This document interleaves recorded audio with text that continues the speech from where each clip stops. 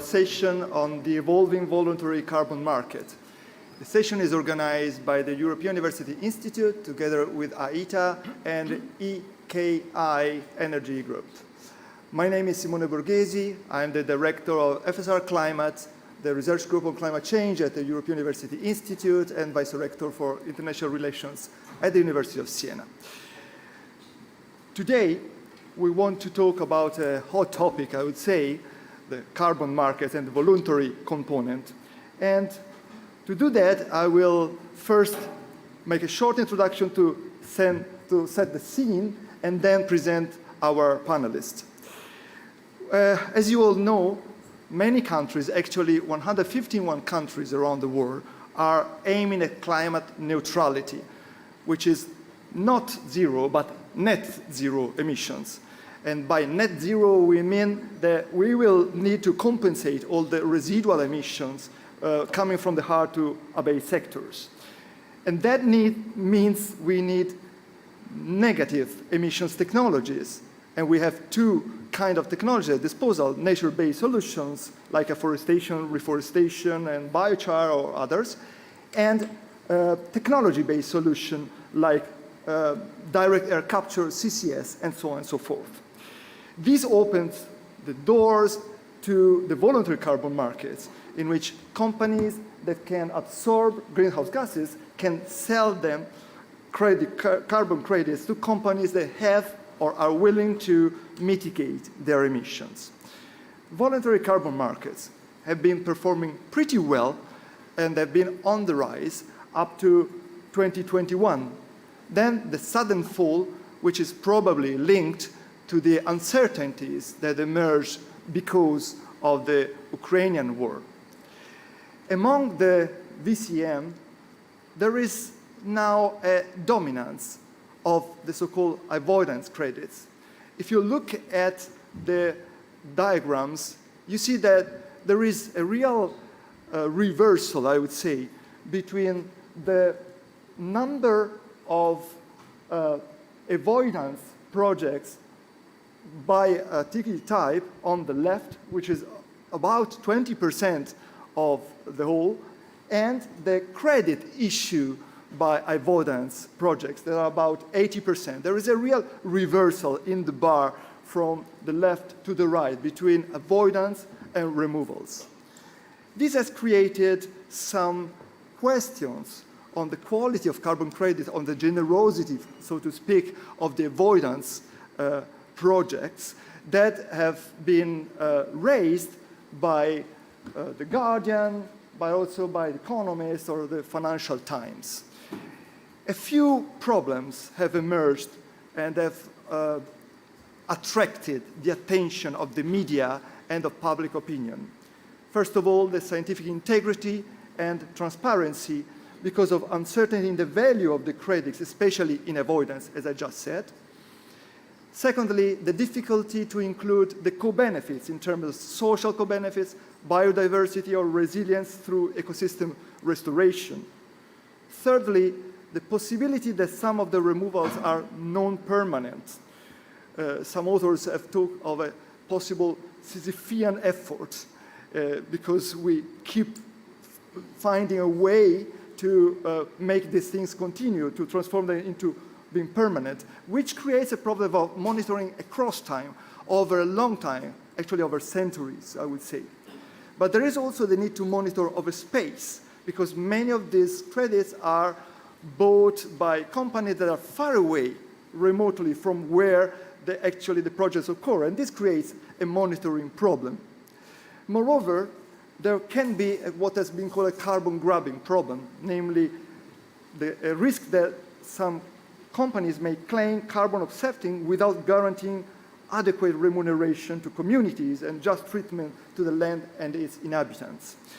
And this leads to the last point, the need to put local actors at the forefront because they have the knowledge of the situation, of the context, and also they should be involved in the management and in the decision-making process. Concerning the last point, I'm directing a project at the University of Siena called AgriTech, in which we try to assess the offset potential of the Italian agri-food sector creating a sort of lab experiment, I would say, with local firms, building up a data center platform for possible exchanges, spreading the knowledge on what are the potential gains of the voluntary carbon markets, and promoting new sustainable business models. But in general, the problems that I described are still on the ground, and this motivated today's session, in which we want to try, understand, and discuss whether voluntary carbon markets need to be regulated, which is a kind of paradox because they are voluntary. But do we need regulation of voluntary markets? And if so, how can we regulate VCM so as to preserve and possibly strengthen innovation? Regulation and innovation are the two keywords. But what do we mean by that? Is there a consensus of the meaning of these words? So the questions that I would propose to the panelists are, innovation of what, first of all? Of the technology, in terms of technology to capture more greenhouse gases, of government innovation to make a project socially just and long-run sustainable, market innovation to make it more accessible, and also regulation of what, corresponding to these questions? Of technology, do we need regulation to drive technology, or regulation should be technology neutral? Regulation in the number and the type of actors. Do we need more actors to increase competition, or less of them to make regulation easier? And finally, regulation of prices. Do we need a minimum price to protect the local communities and ensure there is enough liquidity to run the project till the end? Or do we need a maximum price to ensure the accessibility to the market? So these are more or less the questions that I would propose, but obviously I hope more of them will come from the discussion. Fortunately, it's not me to discuss them, so difficult questions, but I have great panelists. And let me briefly introduce each of them. Andrea Bonzanni is the International Policy Director at AITA. He works on electricity, gas, and emissions in AITA since October 2021, if I recall correctly. And he works mainly on international carbon markets and Article 6, and is also visiting professor at College of Europe in Natolin and Sciences Po. Bianca Giganchi is carbon markets advisor at the Kenyan office of the Climate Envoy, and she's also a member of the Policy and Partnership team for the Voluntary Carbon Markets Integrity Initiative. And prior to that, she was coordinator of the Eastern Africa Alliance on Carbon Markets and Climate Finance. Pedro Martins Barata is the Associate Vice President for Carbon Markets and Private Sector Decarbonization at EDF. He's co-chair of the expert panel of the Integrity Council for the Voluntary Carbon Market, ICVCM. And before that, he was negotiator for Portugal on the UETS and on CDM, if I recall correctly. Amy Merrill, she is the Chief Operating Officer of ICVCM, and she is a senior lawyer, and she worked at the UNFCCC for the Kyoto carbon mechanisms, and on Article 6, and on the implementing rules at COP26. And last but not least, Pankaj Pandey, I hope more or less the pronunciation is correct, apologies. He is the Chief Operating Officer at EKI Energy Services, which is a leading carbon credit developer and supplier based in India, developing projects to reduce carbon emissions and mobilizing carbon credits worldwide. It has customers in more than 40 countries and offices in 17 countries. And Pankaj works particularly on revenue acceleration, pricing, and the execution of business strategies. So really the topic we want to talk about today. So I would suggest to invite my panelists exactly in this order, giving you 8 to 10 minutes for each introductory presentation, and then we will open the questions to the floor. So Andrea, the floor is yours. Thank you, Professor Borghese, for the invite. It's great to be here, to be on this panel. I'm afraid I will not have the answer to the difficult questions that are shown on these slides, but knowing I would go first, I decided to provide some framing remarks that highlight the specificities of this market, which is quite unique in terms of its features, and it displays some paradoxes within this paradox that we're trying to address in this on this panel. So the first specificity that I'd like to highlight is that the voluntary market is a market that defies some of the basic principles of economics. We have been told that economic actors do not take actions to address externalities unless they're forced to by regulation. We've been told that corporations tend to focus on profit maximization and do not care about externalities, but the history of the voluntary carbon market shows the opposite. It has been a market started by non-state actors, particularly corporations, to address these issues at a time when governments were not doing enough. The second specificity is that, as the name says, it is a market about voluntary actions. It was created to go above and beyond what governments were doing at the time, and it was launched 20 years ago as a result of the perceived shortcomings of government action on climate change. So it's paradoxical that now it is the same governments that prompted the launch of this market that are intervening and stepping in. The VCM has a 20-year history, and it has operated for many years below the radar of most governments. It was very small. It was simply too small to attract the attention. But then, as you might know, there has been a massive phase of growth in the last 3 to 4 years. I have data from survey data from Ecosystem Marketplace. I don't think there were the data showed on that slide, but they point to a growth of 6 times in market value between 2019 and 2021, reaching a market size of about $2 billion in 2021 and 2022. And it's only when the market started to become bigger that governments started to pay attention and started to look into regulation. We see regulation of supply, regulation of demand being discussed, but with this we lose the voluntary character of this market. Then we can have a carbon market that is something else, but it will no longer be the market that was created 20 years ago. So the third point, another paradoxical point, I would say, is that in recent years there has been a tremendous amount of pressure on companies operating on these markets. As I said, these were voluntary actions to go above and beyond what companies were forced to do, but companies that were taking action were called out in the press. They have been taken to court in many cases, and it has resulted in significant reputational risk for the private sector, for companies that wanted to operate in this market. And in my view, it should be the exact opposite. The reputational risk should be faced by those who do not do anything, not by those who are trying to do the right thing, who are trying to address externalities. And now we're in a situation where it's more convenient to be quiet about what you do on carbon markets, or even worse, to do nothing and be treated more kindly than those who are trying to do something. So the other point I wanted to highlight is that, yes, I mentioned the growth of this market. At the peak of the market 1-2 years ago, we were at 2 billion. We don't have data for 2023, but we expect a significant contraction in market value.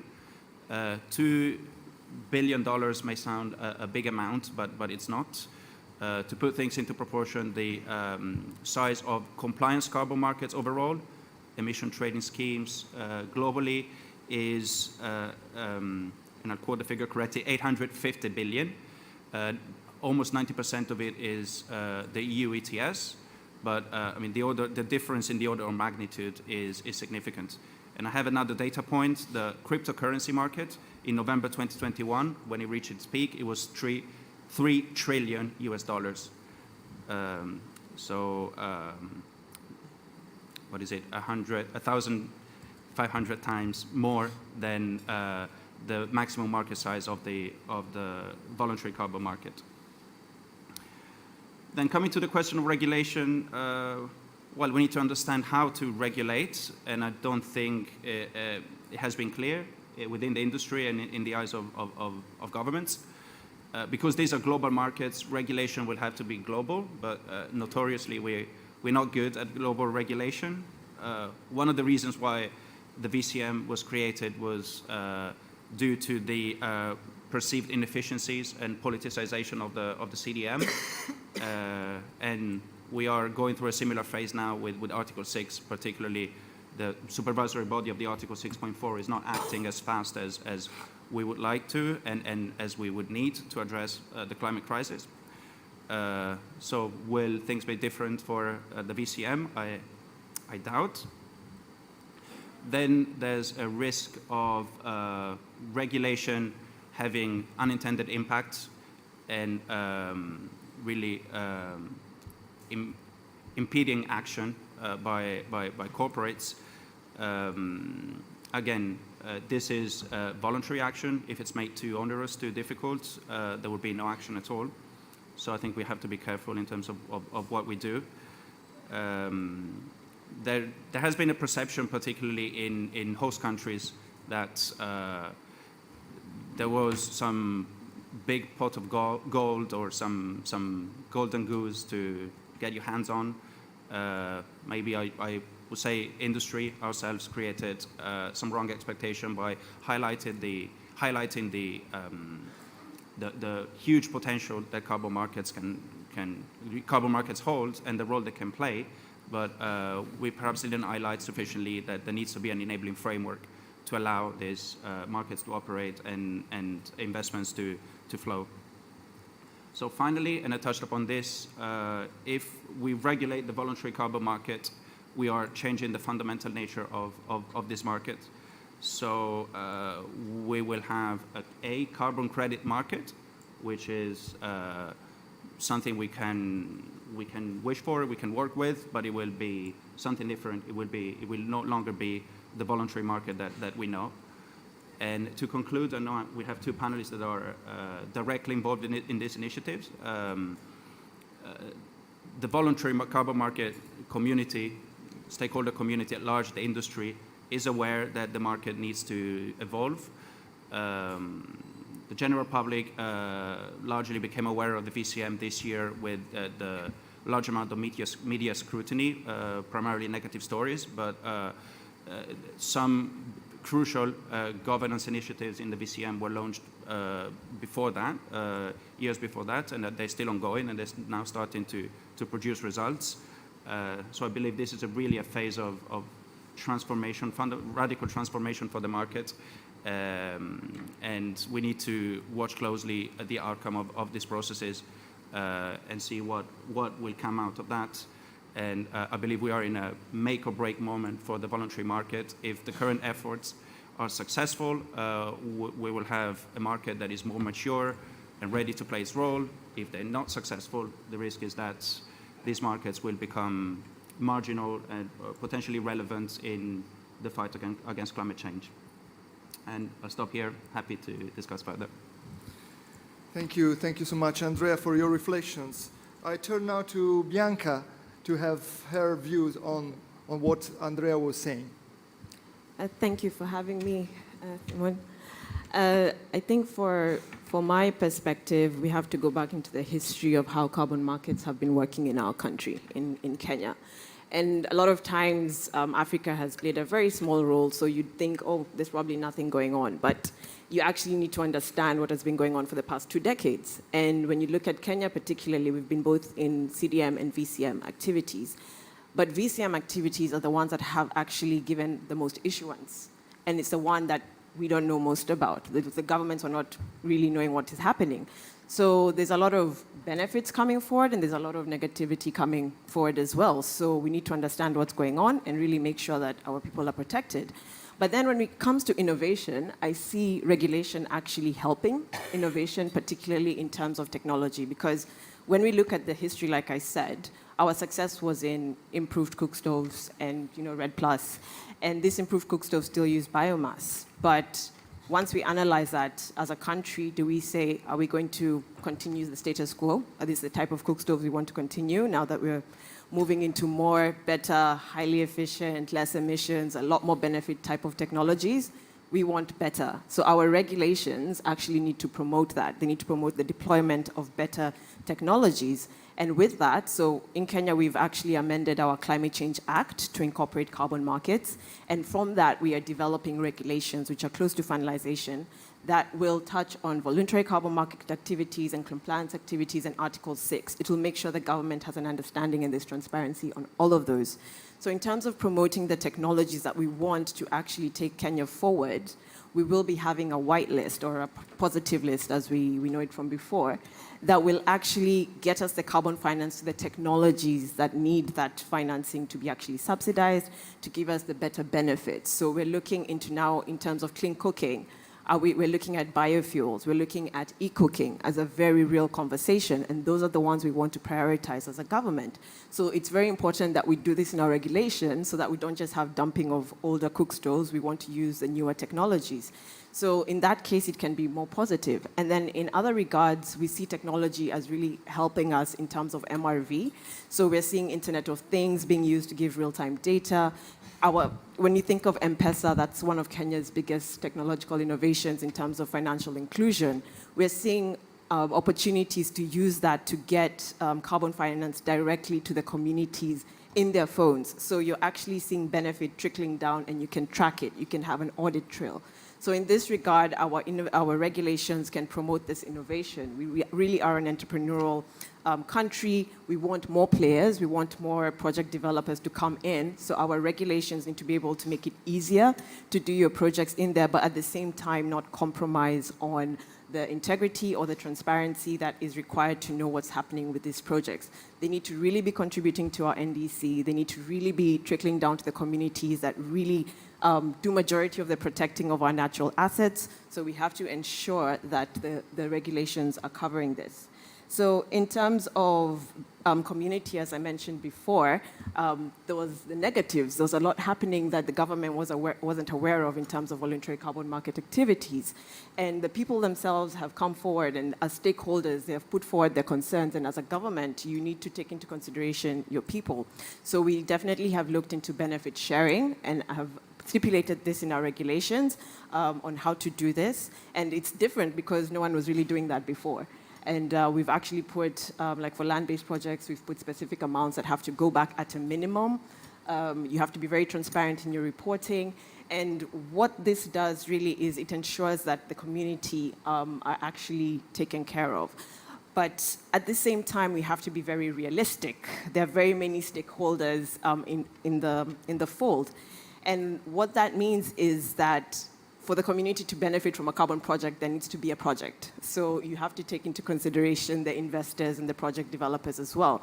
So how do you get that fine balance? It's very complicated, but it's something that the governments have to face, and how to come to a compromise where you really are benefiting, but at the same time, you're attracting that investment that we want. Because we've said that we want to prioritize ourselves as a solution to global decarbonization. So we need to have our projects at scale. We need them urgently. So we really want to attract a lot of these projects coming in. And like I said, in terms of prioritizing newer sectors like e-mobility, green industrialization. We have so much renewable energy resources. We really need to tap into that. So our regulations and our laws need to promote that, but at the same time make sure that there is no exploitation of communities. And that being said, like when we're doing our regulations, you get feedback from Parliament saying, what about if someone does do funny things and the community is affected by that? So you have to also look into offenses and penalties and that kind of a scenario and think about it very seriously, because we want to attract the financing, but for the benefit of our people.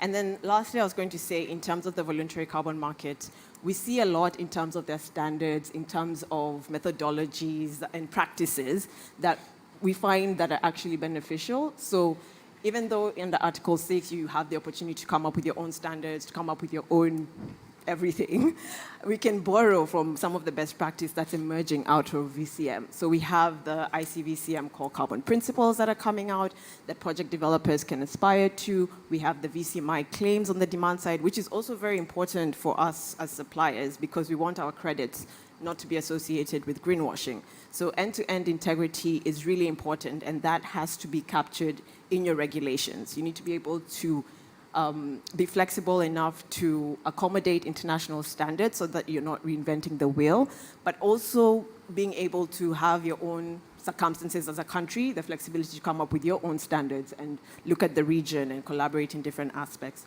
So in that regard, I do see regulation as really helpful for innovation, but if taken to the extremities, it can definitely drive away investment, and then there's no benefit at all. So it's a delicate balance, but the community and the projects being designed have to be people-centric. So even with investors, it's no longer just about cheap units. It's about, is this actually going to benefit the communities? Is this going to contribute to our country's NDCs? Thank you. Thank you, Bianca. And it's an interesting start, no? Because we have Andrea saying, look, with regulation, it becomes a different animal, and you're saying, well, regulation is helpful, provided we are realistic and flexible. Pedro, your view. Thank you, Simone, for the invitation. First of all, can I just ask to the audience, how many of you are engaged in carbon reduction projects or have been involved in the voluntary carbon market? Just hands up. So, quite a few in the room. Huh? Quite a few, but probably not the majority. Who has been impacted negatively by a carbon emission reduction project? There you go. There's one hand. That's unusual.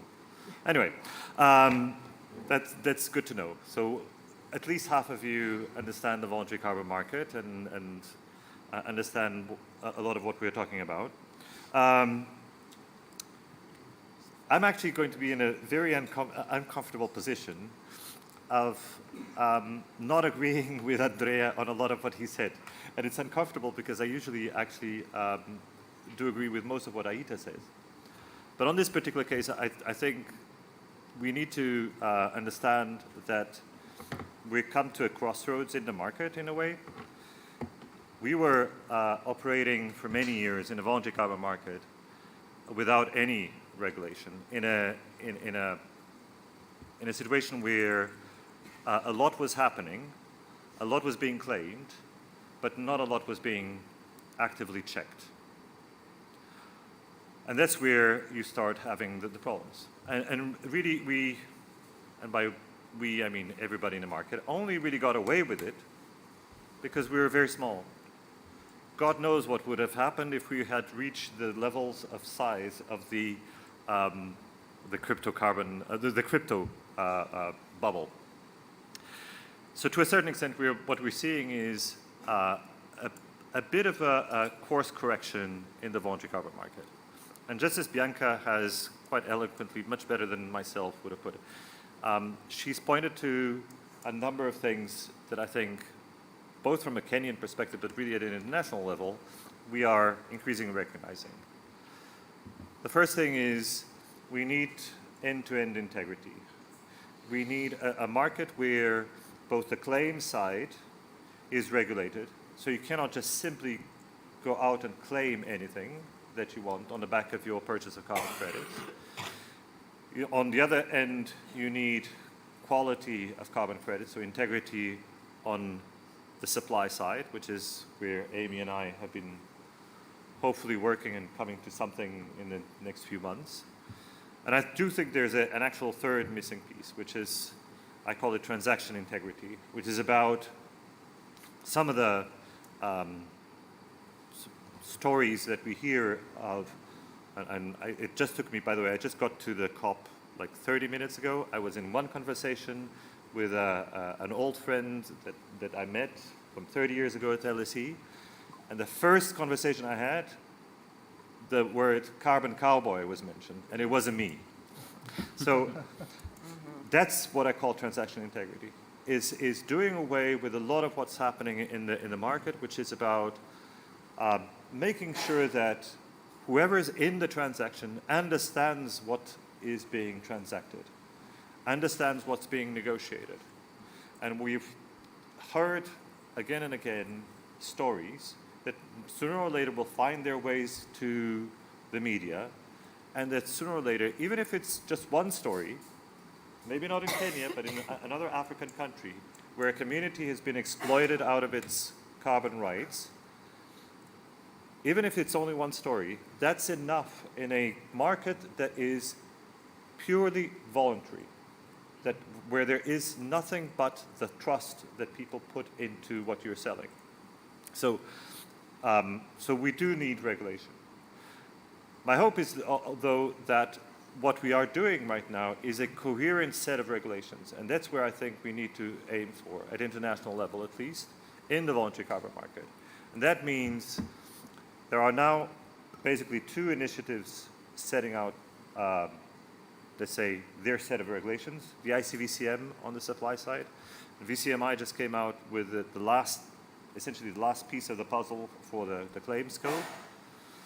There's a third piece, in my view, that is still putting a lot of contention in this market, missing, which is what to do about the ambition that corporates must put into their corporate strategies. So essentially, I'm talking here about science-based targets initiative and other related initiatives. Those three sets of integrity, supply, demand, and transaction integrity, must work together so that a corporate may be buying ICVCM credits, laying out a claim that's made by VCMI, and not needing to step away from an SBT target. So I'll stop there on kind of the framing. The question that Simone has put was also around what kind of regulation, especially on the technological side, do we need? So I'm a big fan of, let's say, technological neutrality overall. I have been a big fan, saying we shouldn't really, neither as governments nor as let alone private sector initiatives, be really kind of spelling out what should be the technology of choice. Having said that, there is a real problem here, which is in the marketplace right now, if you want to do right by communities, wherever, if you want to invest in forest conservation and other projects, but you want to do them right, you're not getting that premium that you should be getting. And I think that's where I think we need to work on how do we introduce increasingly some way of signaling that price discrimination so that some projects actually do get rewarded in a different way, because otherwise we won't see them. We won't see the social impact projects live up to their promise simply because they're being overshadowed by a lot more, potentially not additional, but certainly, even if additional, not delivering on the social impacts. But that type of price discrimination goes way beyond the current efforts at regulation. And so this is much more of a, let's say, plea to the market for that price discrimination. I'm not exactly sure that that can or should be regulated off the bat. So with that, I'll stop there, and thank you very much. Thank you, Pedro. Guys, you're giving very specific answers to my questions. I'm really flattered because I know my questions were quite general, if you want, but you really get to the point. So, yeah, technology neutral, but signaling price stimulation for the market.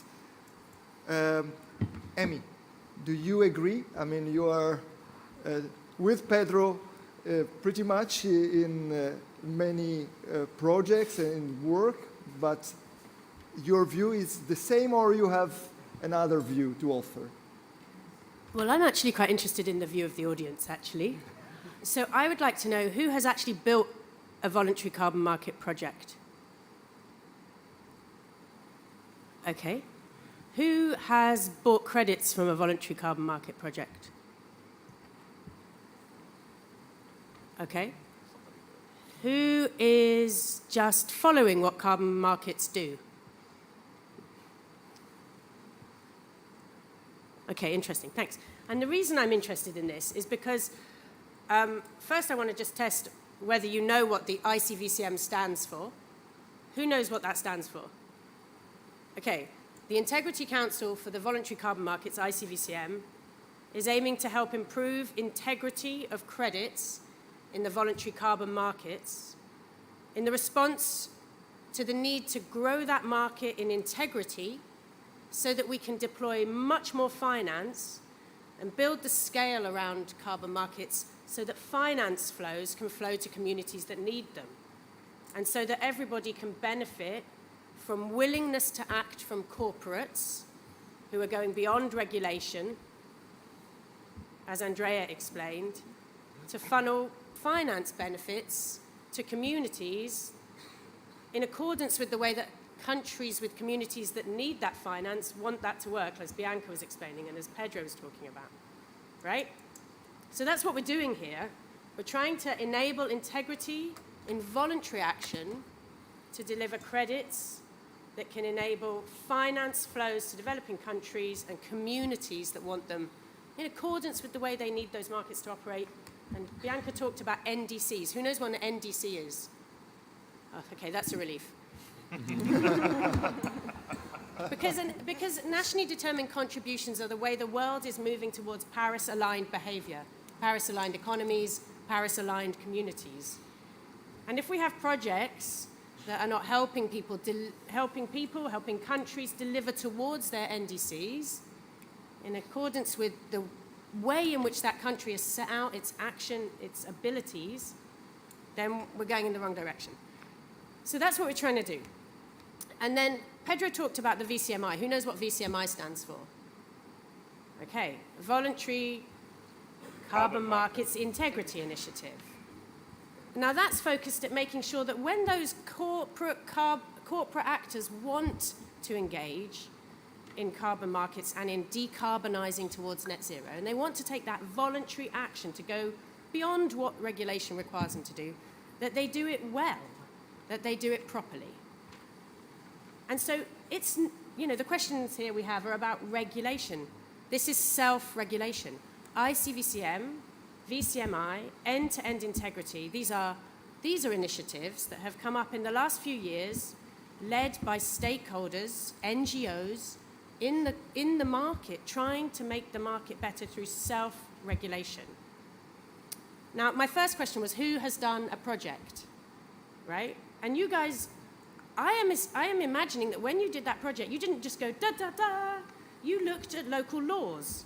You looked at local regulations. You looked at how to employ people. You looked at how to make sure their work environment was safe. You are operating a voluntary project in a regulated environment anyway. Anything that happens is in a regulated environment to some extent. Because, otherwise you've got no permits, your government doesn't know what you're doing. When we talk about regulation in the environment around voluntary carbon markets now, what we're talking about is how much involvement does a host country optimally have, how much control, and Bianca talked very clearly to this, when enabling or constraining that type of action. And that's why regulation matters. And I would say that it's not as nuanced as does it constrain or does it enable. Any project operating in a host country needs to operate in accordance with basic local laws and incentive or regulatory frameworks around the role of carbon in helping a country meet its NDC. And every time you run a carbon project, you have to comply with local laws, whether you're voluntary or compliance. So there is always regulation. And there is now also self-regulation. And the real question next is, as countries refine the way they will meet their NDCs and make sure their communities are central to carbon mitigation projects, removals, reductions, where is that pendulum swinging? Is it better for that country in their circumstances to just say, okay, we understand what's going on here, keep us informed, make sure you tell us when credits are going to be issued under that independent standard, make sure you inform us if there are big changes? Or do they want to take another step? And for example, like Bianca was giving the example in Kenya, make sure that benefit sharing is inbuilt into a domestic regulation in that country so that they're clear that they can be sure finance flows back. And so I think regulation is always a domestic-driven question around the actual role of that project in the economy, in the social development of that country. Now, what the Integrity Council is trying to do with its core carbon principles is make sure that at the international level, at the supply side level that raises up into the international market, when carbon credits are created and transferred to corporates, it is visible what a good project looks like. Now, what the Integrity Council does is it takes carbon crediting programs that apply to it, and it checks how their governance and systems work for transparency. Independent carbon crediting programs can apply, and most of the market has already applied for assessment under the ICVCM today. They have been applying in the last few weeks. And then they look at, the Integrity Council looks at the types of projects that exist in the market, like renewable energy, forest projects, land projects, methane capture projects, and says, generally, the way these projects work, are they well designed to meet our 10 core carbon principles, which relate to governance, tracking, registries information, for example, how a project is verified, is that an independent process? How do we make sure the project wouldn't otherwise happen? That's a classic carbon markets frame of additionality. How do we avoid double counting of these credits? How do we make sure we're measuring them properly? Robust quantification. How are we aligning to the transition to net zero that the world collectively has to take? How is that project working with that? And very importantly, how are we meeting all the recognized standards around social and environmental safeguards and sustainable and development benefits? And the market, the existing voluntary carbon market, almost in its entirety now, is going through that process of looking to sort out what is good quality, what does best practice looks like, and then what is going to be best practice in 2 years' time. And we have a whole series of work programs, and you can find them on our website, that engage stakeholders to sit down together and say, the next steps for progression of integrity is towards this goal of the next level up of integrity. And that's regulation, that's self-regulation.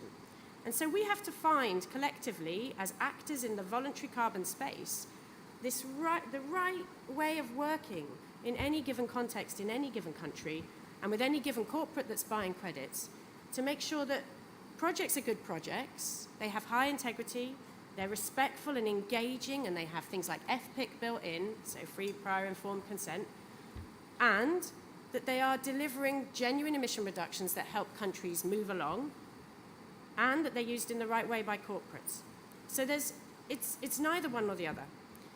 And governments can enable voluntary market action through regulation. So for example, a country where they have corporates who buy carbon credits can create disclosure rules.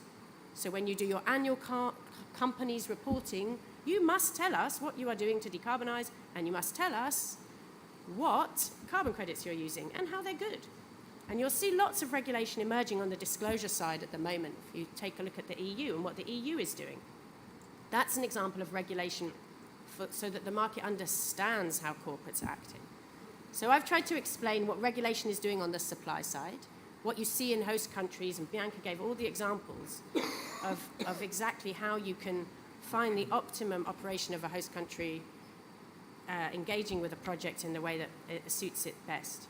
And then, Pedro and Andrea have talked about what that is on the voluntary action side of the corporate action side, and the regulation that can build around disclosure rules, around consumer protection rules, so making sure that companies that are using credits are making claims that are commensurate with the genuine nature of their action.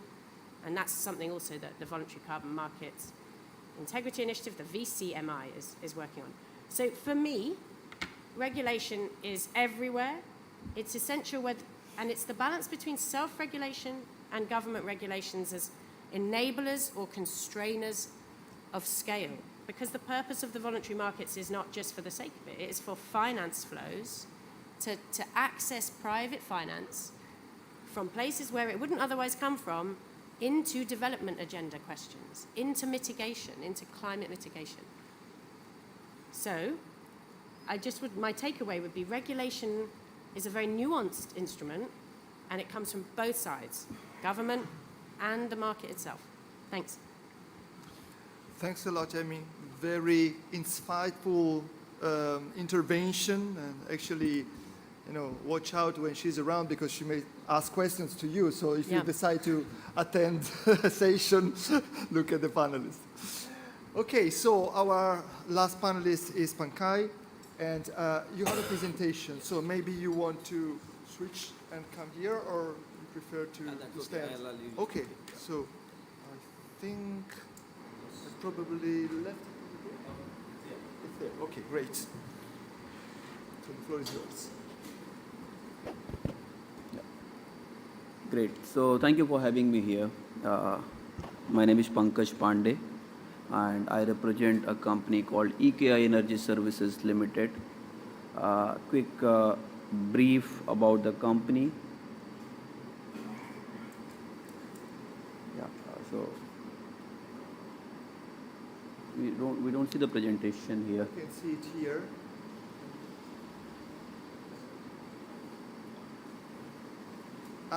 Yeah. I'll put it in the slideshow. Sorry.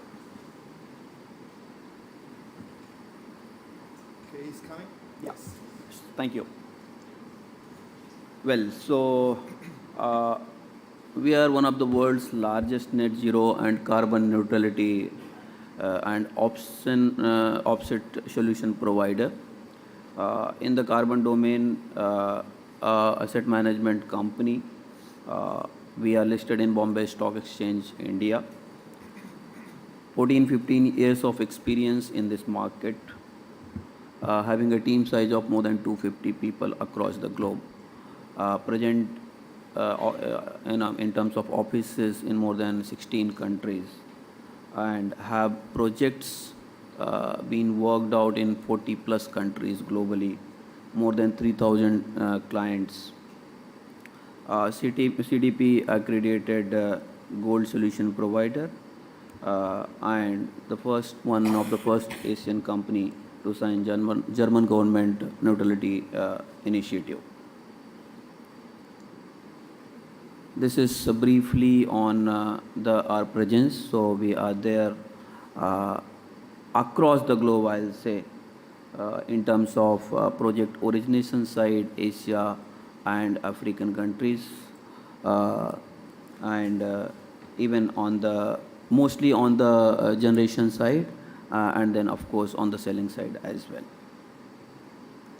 So the perspective today, Simone gave a point of, the question raised on the need of improved integrity and market transparency, which is basically talking about regulations. I have a bit different view altogether. Andrea gave a number which says around $850 billion compliance market, whereas the voluntary carbon market, at the peak, it was $2 billion. So it's not even 1% of the compliance market. Now, though my presentation and I also agree the regulation definitely should be there, but the regulation probably should be an enabler for the voluntary carbon market and not the hurdle. Because without VCM or voluntary carbon market, probably the goal of carbon neutrality for most of the countries is impossible. That's what I firmly believe.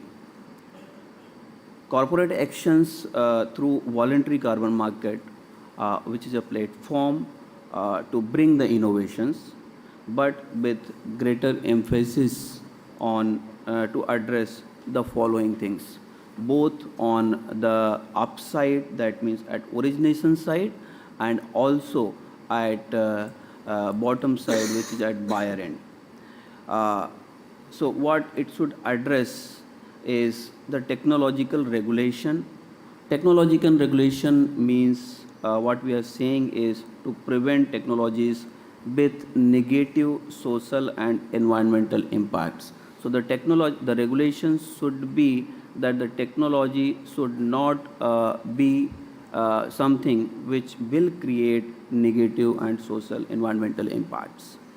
Integrity of GHG mitigation, which is again the kind of digitalization or incorporation of technologies to maximize the data integrity, which is again a big question mark and critics for media today. Improved MVR, this is something, the methodologies and registry practices to implement qualitative like SDG goals and quantitative, of course, which are offsets, individually using statistical tools to ensure fair play of all the elements. Though registries are taking its steps, but probably too slow and too little. And of course, requirement of independent market observer, like the initiative which is VCMI and ICVCM are coming in, which will help the market or the investors to filter out as per their requirement. On the downsides of supply chain, that is optic side or the buyer end side, the transparency, the real-time, the real-time integration of registries in a single platform could be a meta-registry kind of thing, which will reduce the malpractices also in terms of double accounting. Integration of IT and IoT to incorporate real-time public scrutiny could be a blockchain, enhancing traceability, enabling greater speed in the market and help investors, users in decision making. Pricing transparency, much required, definitely it is much required to ensure that the projects receive their fair quantum based on the merits of the project. And also the flow of the finance should go to the right, right beneficiary of that. Though, of course, it is debatable, which is being talked about. Addressing the criticism in this urgency of decarbonization and mainstreaming the corporate investment. Because as I said in my initial remarks, without voluntary carbon market, probably the goal of being carbon neutral or net zero is impossible. I'm sure VCM, everyone knows VCM is the official agenda for this COP as well. So I expect that this paradox which is being talked about here is, out of this COP, something comes out to solve this address. Firmly, as I said initially, I am for the regulation in the voluntary carbon market, provided it becomes an enabler and not a hurdle for the project developers, for the investors, and also for the corporates who are buying the offsets. Thank you. Thank you, Pakai. Thanks a lot for your reflections coming from personal experience, I would say, on the ground. And it's interesting to see also the different experiences from all over the world. I will now like to open the floor to questions that come directly from the floor or from those connected remotely, but also from us directly, so among us. Let me break the ice with one question to our panelists concerning the role that VCM can play for compliance markets. Because, as you said, we are talking about a tiny little percentage as compared to compliance markets, less than 1%. But we also talk about trust and, reputational effect. So my provocative question is this little tiny mouse possibly generating difficulties to the big elephant? Can there be an effect that goes from VCM to compliance markets? Amy. Yeah, thanks. It's an interesting question. I don't know how many of you are looking around the world at how governments are engaging with voluntary carbon markets, but what you will see is that there are a number of countries where they are trying to incentivize action on their corporates through carbon taxes, who are letting independent crediting program credits be used against that tax. You see that that was in play a long time ago in a number of countries, including, for example, South Africa. And you see now Singapore is setting up its system so that carbon tax can receive credits that meet its eligibility criteria. And that's why this phrase, voluntary carbon markets, stops being helpful at a certain point. There are independent carbon markets, autonomous carbon markets, where they're delivering, once they've been through the ICVCM, high integrity credits. And the use case for those by a government for enabling action domestically is up to the government. It's up to the world to take the opportunity to enable finance flows through domestic regulatory environments. And that's what's interesting about allowing international high integrity credits into domestic compliance systems, because you have a development component there that enables finance flows. It provides an incentive demand center so that a company can justify investing in a project in another part of the world where that finance is needed. So, for me, that question about the role government can play in providing compliance demand for independently generated credits is really important to that debate about ensuring scaled finance flows. Thanks. Thank you, Amy. Anyone of our panelists wants to react on this? Bianca. Yeah, I think I agree a lot with what Amy has just said. And if you think of a lot of the developing countries, like for us 2 years ago, anyone who had CDM projects wanted to move to the VCM and then didn't want anything to do with Article 6. And then this year, a lot of project developers are on your neck for a letter of authorization because they want their VCM activities to tap into Article 6 or to tap into some sort of a compliance market.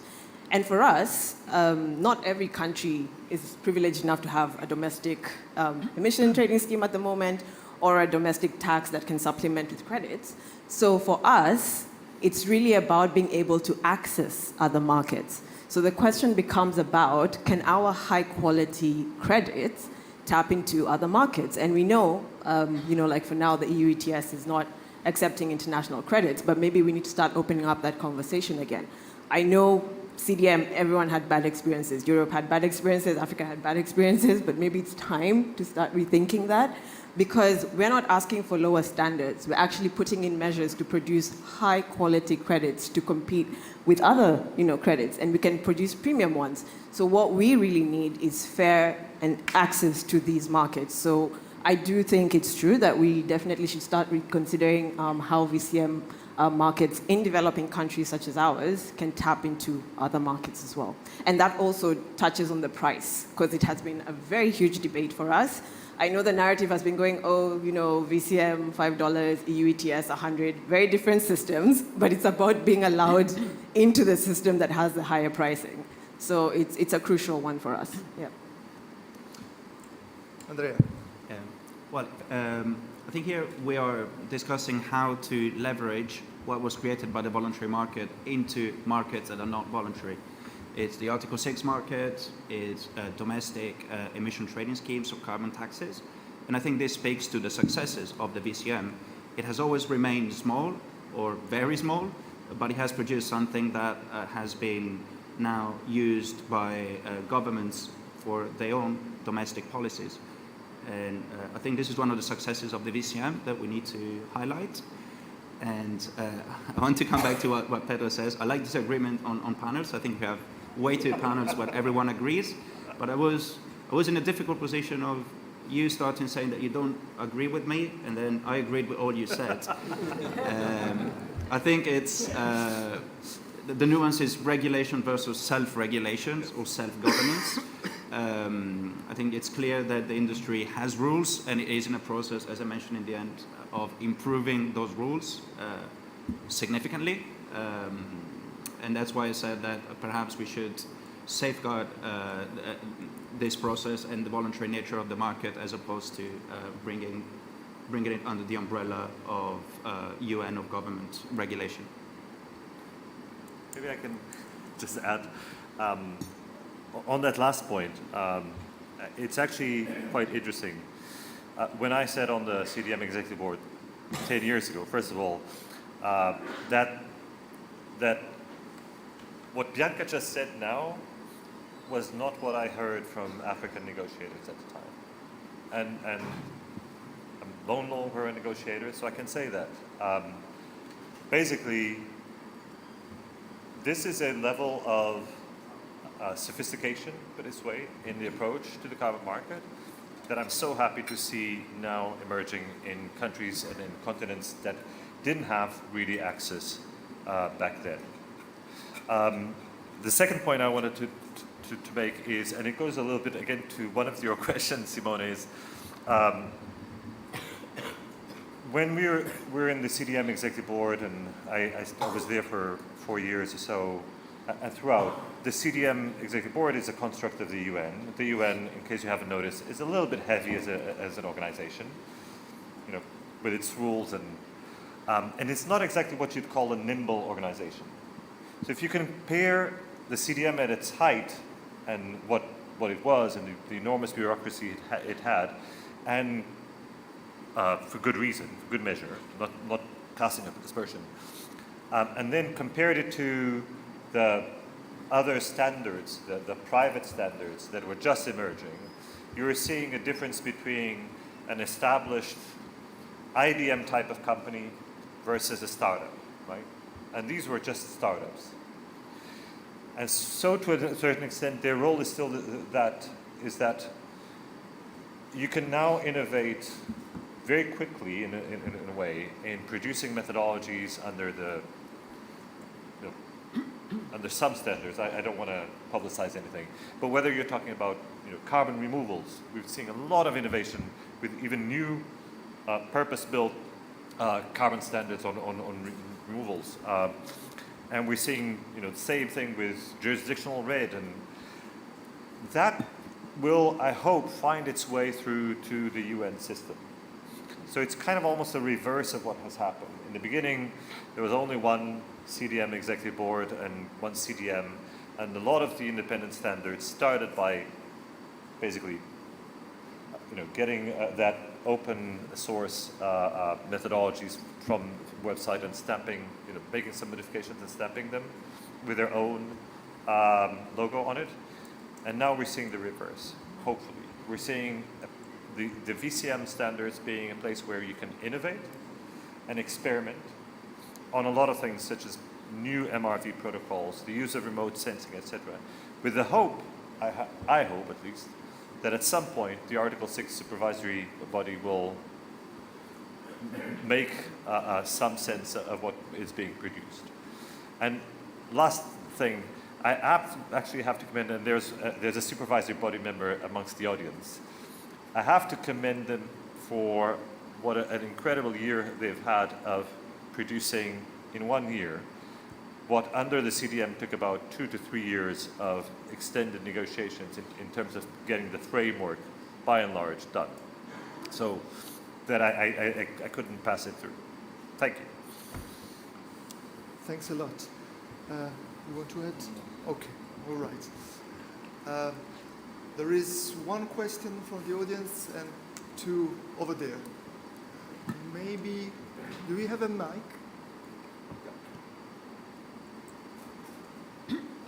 It's arriving.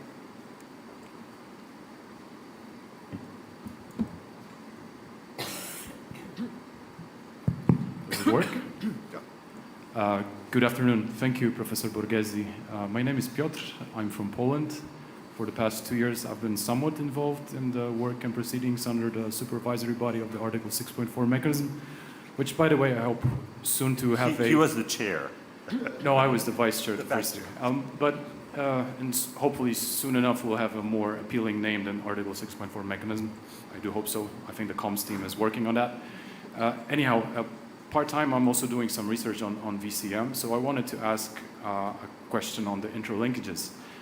Up till now, there was a lot of talk about, how standards operating in the VCM are supposed to align with 6.4, but even though the rules, modalities, and procedures for 6.4 were quite comprehensive, you could say, they were general enough to say that it's really hard to see how standards in the VCM should be aligning with 6.4. Now, with what Pedro mentioned and the supervisory body coming up with these more detailed recommendations, including those on methodologies, and hopefully that makes it somehow through the COP, I fingers crossed, and hoping for an ambitious outcome, how do you think, or whether you think those more detailed rules on methodologies would actually influence the VCM standards next year? Is that at all something that you think will be possible? Because there's some interesting elements in that methodological guidance, for example, including the downward adjustment in terms of baselines. So I'm wondering, would next year, perhaps if that goes through, be the year where there is some sort of alignment, or is that somewhere further along the line, or is it vice versa? Maybe, like Pedro was saying, it's more the SB learning from what's happening at the VCM. Although I think the supervisory body's vision would be to aspirational vision to be the sort of beacon for whatever it is there out there in the VCM, but I think that the jury is still out on that, and remains to be seen. But I was wondering whether you could offer a comment on that.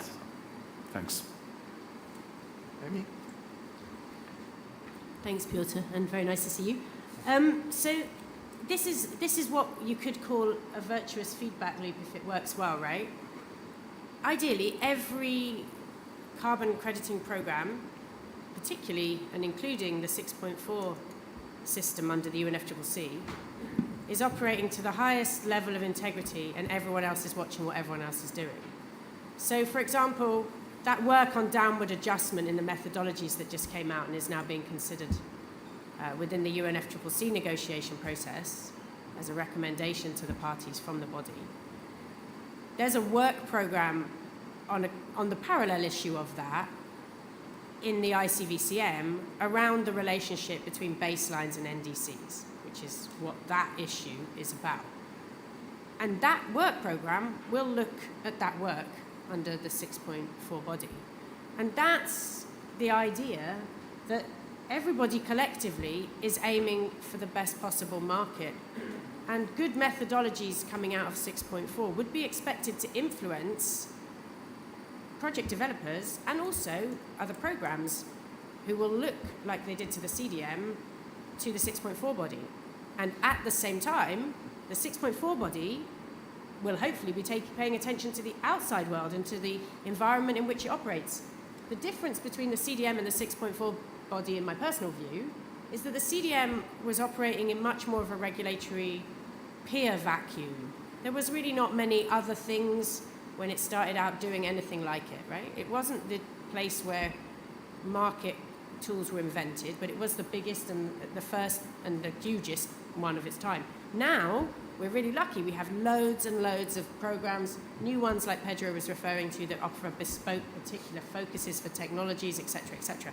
Everyone needs to look at each other and find the highest possible integrity way of doing that thing. And that's what the ICVCM is trying to do. It's trying to take market best practice and pull it across the whole market. Make sure that everyone knows what best practice looks like without everyone having to constantly read each other's regulations, I suppose.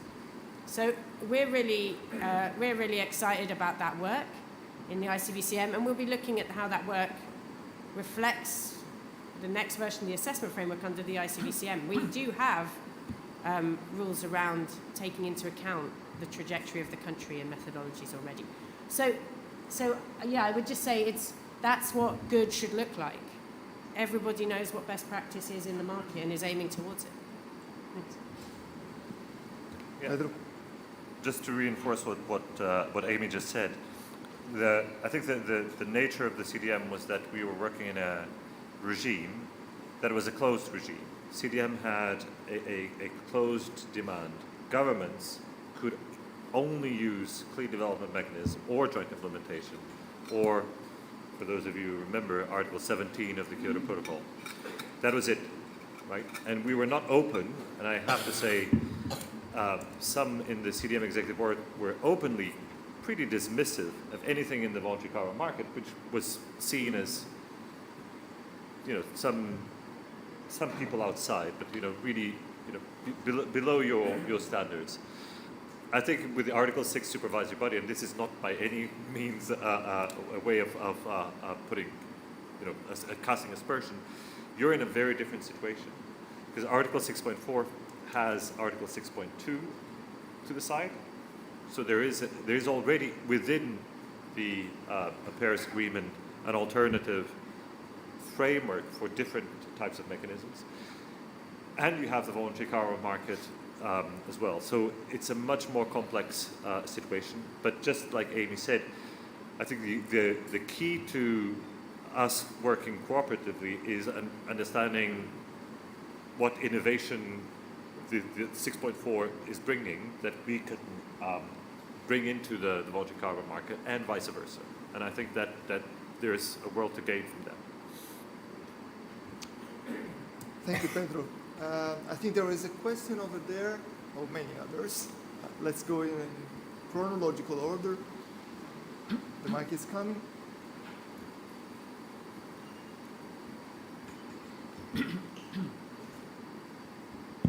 Thank you very much. My name is Anton Svedov. I follow carbon markets and pricing, and I'm a former Article 6 negotiator. And I wanted to pick up on some of the elements of regulation, different parts of it, the self-regulation, the sovereign regulation, and sort of maybe ask the panel to go one step forward. So what happens, and we've heard about national sovereign regulation from both the buyer's side. Amy mentioned several of the examples of that, and from the seller's side. But what happens in 10 years when we have parts of the VCM regulated by a patchwork of regulatory environments in dozens or maybe hundreds of individual countries? And as it sometimes happens in other markets, or other issues, countries at some point they decide, oh, we have to address these discrepancies and these differences. I think on the demand side, it's a bit easier because it has this legacy of the financial sector, and it's highly internationalized. There are a lot of standards there as it is. But how would countries approach these discrepancies when they find themselves in these vast differences of regulation? And where do they take these differences, and how do they harmonize them? What are the possible avenues and modalities for doing that? I know it's a broad question, but I would like maybe whoever can do this to fantasize and maybe strategize about how do we approach this regulatory patchwork that we may find ourselves in 5-10 years. Thanks. Maybe I don't have a ready-made answer to that, but what I would say is part of the purpose of the Integrity Council is, once we have established the core carbon principles and assuming that they somehow get embedded into the voluntary carbon market as a whole, that they're taken up and really seen as a force, that does create, in a way, the space for harmonizing certain things. So harmonization across the voluntary carbon market is already, in a way, happening, standardization. in various fields. I mean, to take one example that is not the ICVCM, the Climate Action Data Trust that AITA spearheads with the government of Singapore, that's an initiative towards making sense of what is very disparate information systems across registries in different carbon crediting standards. That type of initiative, I think we'll see more, perhaps under the umbrella of the Integrity Council, but even if not under the umbrella of the Integrity Council, I think generically there will be an increasing need to do that. At the same time, we have to recognize that in certain fields, governments are sovereign. You know, my government, well, not my government, well, yes, my government, Portugal, sorry. Portugal has set up just last week a domestic voluntary carbon market system. I have no idea what kind of methodologies they are looking for, etc. I'll try to meet them here and see, you know, can I interest them in the core carbon principles, put it this way. But the idea is the government of Portugal will do whatever the government of Portugal wants, right? And it will regulate the way it wants. But the hope is that if it wants to be recognized internationally, it should recognize international best practice. And hopefully that would be the work of Amy over there in the corner and a lot of other people working with Amy, myself. Bianca? I think I agree with both panelists. I do see best practice as really contributing to what will lead to a convergence eventually and standardization. So yes, countries are sovereign, but we look at our neighbors, we look at what's happening next door. We like to see what's happening. And we might have differences, but it's about finding where we can actually be complementary, help each other, and then that's where regional collaboration really starts to be beneficial. So for African countries, it definitely makes sense to act together, especially if you want to have scale. We don't have very many projects, so if you can actually look at having the region producing a lot, that's one way to do it. There's a whole discussion of registries, you know. Each country wants to have their own registry. At some point, will it be feasible to have a system that links? You know, so these sort of things, you can't tell exactly in 10 years, but you hope that, you know, the best practice will be informing the standards for things to become more standardized as we move forward. So, and I know like ECOWAS as well, I was in an event yesterday, they're planning to do something that's standardized across the region. Those are like 16 countries. So, and even for EAC, you know, it's different, but we need to look at where it's complementary and where these things can build up. And then also, like I was saying, in terms of not reinventing the wheel, if there's actually things that are working in other places that can be replicated, scaled up, that is what we should actually be promoting and looking to do. So while we're building our national systems, it's really about peer-to-peer learning, sharing of experiences, because sometimes actually people don't know what's happening next door. So it's really about just coming together, being like, this is how we're making it more efficient. So I really feel that regional collaboration will really help with standardizing and getting us the best practice. Okay, we have 11 minutes to go, and I think there is another question over there.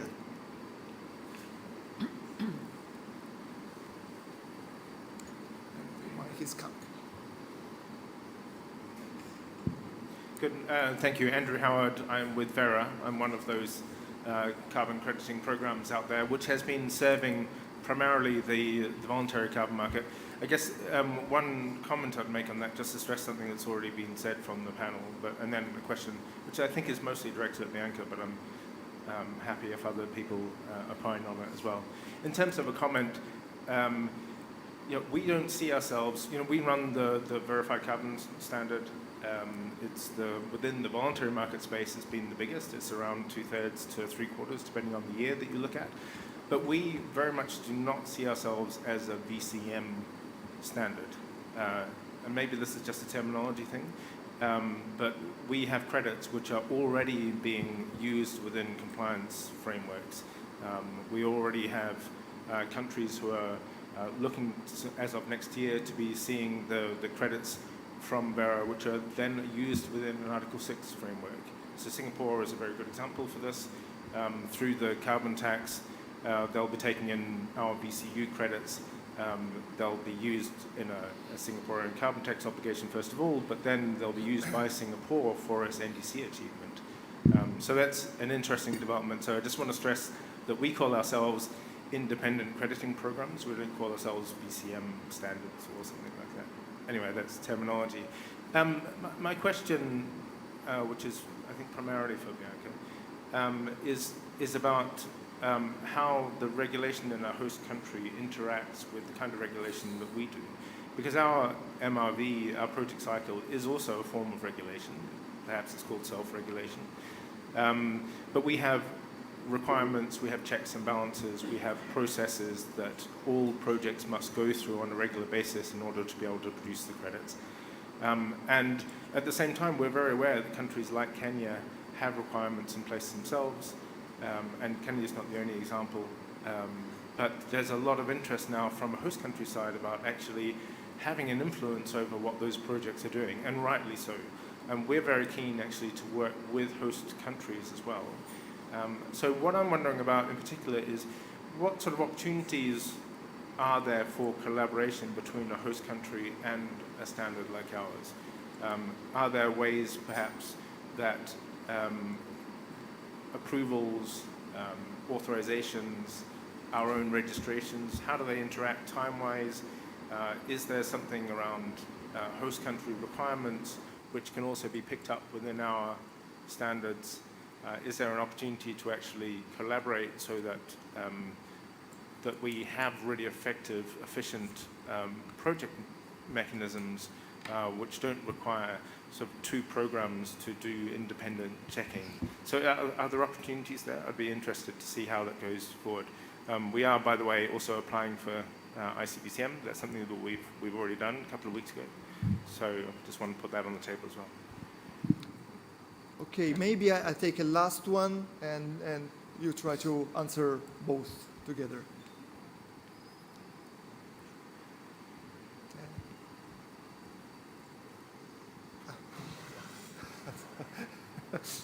Hello. I am from Ecuador, and I have a question for the Integrity Council. In my country, we have no access to the voluntary carbon market. I don't know why. I really don't understand why. But I have a suspicion that they really don't want to open the market because under the table, the government want to grow another business that grows in the same place in the forest, you know, minery, oil business. So under the table, they block intentionally the market to not allow to do the project. Then you have not other option that continue with minery and with oil companies because that are already regulated. What the Integrity Council can do for my country to open the market and over the stupid excuses, sorry the expression, but it's really not excuse to not open the market now. We have a new law in 16th of June. We have a new regulation that is really weak. They do it intentionally bad to not open the market because I suspect that under the table they are getting money from the minery and oil, you know, a lot of corruption in South America. And now they don't allow to open the market just to make the business continue in the same place because we say the forest and the oil is in the same place, so they want the oil continue and stop the conservation. Thank you. Thank you. Two super interesting questions. Bianca, you wanted to go first? Sure. So I'm glad to hear that it's really aligned to what the governments will be doing and trying to be Article 6 compliant. I think that's really great. What you've expressed has really come across, has come forward to us from the project developers. We've heard this coming from the project developers during our stakeholder consultation because they say we go through all these requirements, we do all these things, do we really need to duplicate? And we have realized, no, we don't want to duplicate. We want to make the process as easy as possible because we want to attract more developers. So we've actually, and you might be aware, might not be aware, but the draft regulations had a lot of input in the process, and we've actually done quite a bit to simplify it. I can't go into detail because they're not public yet. But ideally, it's to see, it's what you're saying, like best practice, and you're still meeting environmental integrity, avoiding double counting, you're meeting the principles. If the standard can actually provide all of that without us having to do extra work, then if you meet that, then it can go through.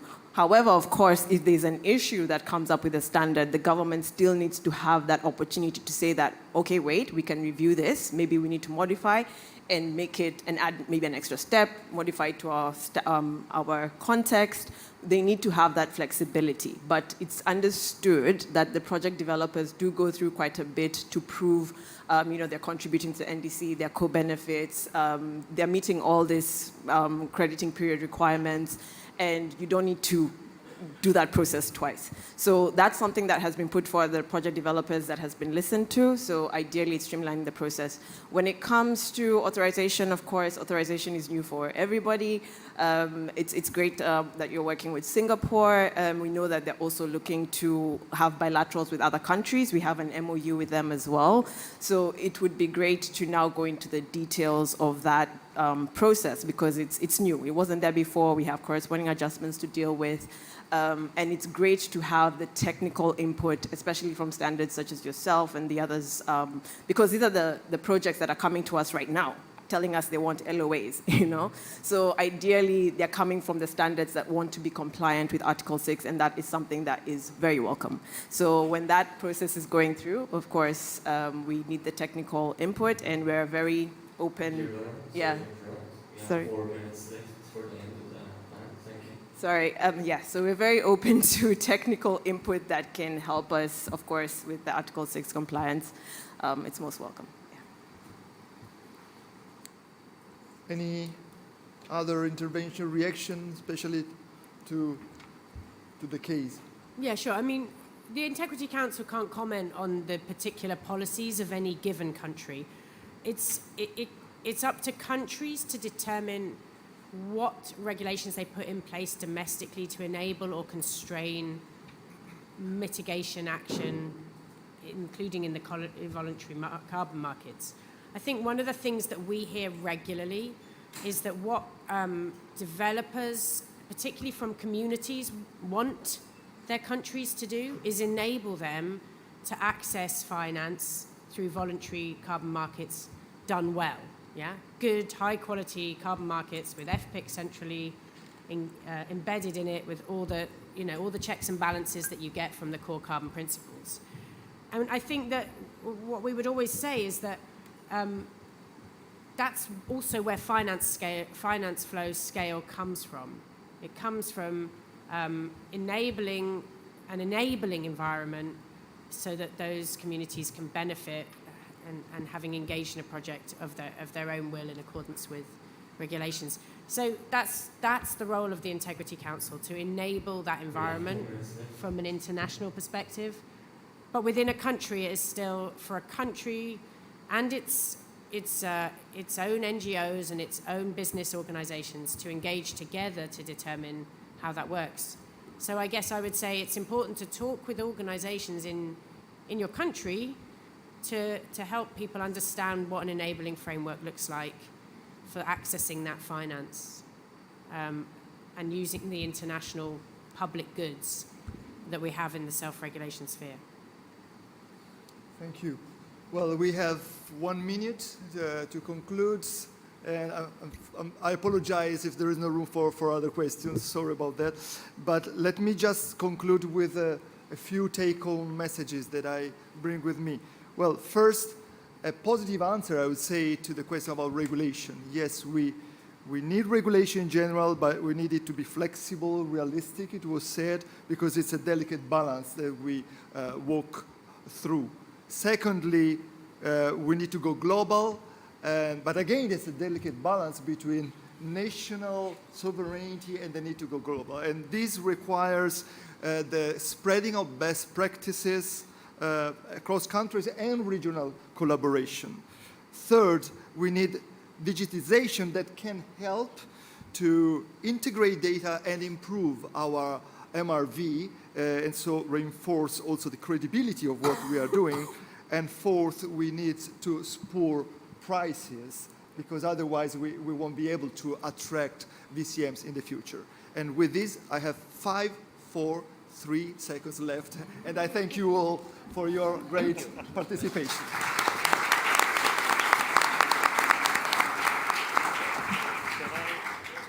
Well, we were on time. Hi.